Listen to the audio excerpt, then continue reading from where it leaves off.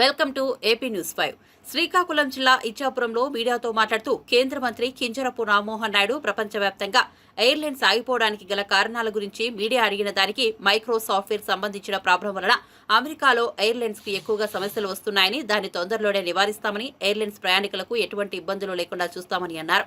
భారతదేశంలో ఎటువంటి ఇబ్బందులు లేకుండా చూడటం కోసం టెక్నికల్ నుంచి మాన్యువల్ పద్ధతిలో మార్చడం జరిగింది. ఎటువంటి ఇబ్బందులు లేవు. ప్రస్తుతానికి అన్ని ఏలియన్స్ కూడా భారతదేశంలో తిరుగుతున్నాయని పేర్కొన్నారు.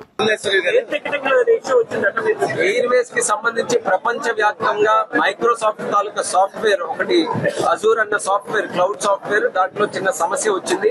దానివల్ల ప్రధానంగా అమెరికాలో ఉన్నటువంటి ఫ్లైట్స్ కి ఎక్కువ సమస్య వస్తుంది.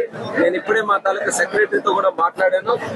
మన భారతదేశంలో ఆ సమస్య ఎక్కడ కూడా ఇబ్బంది లేకుండా ఫ్లైట్లన్నీ కూడా ప్రశాంతంగా తిరగడానికి టెక్నికల్ సాఫ్ట్వేర్ సిస్టమ్ నుంచి మాన్యువల్ సిస్టమ్ కి మూవ్ అయ్యి ప్రతి ఒక్కరు కూడా దాని మీద చర్యలు తీసుకుంటున్నారు. ప్రస్తుతానికి భారతదేశంలో దానికి సంబంధించి ఇబ్బంది లేదు. మరి ఇంకా ఏదైనా ఉన్నా సరే ఇమీడియట్ గా దాని మీద రియాక్ట్ అయ్యి ప్రయాణికులకి ఎక్కడ ఇబ్బంది లేకుండా చర్యలు తీసుకుంటామని తెలియజేస్తున్నాం.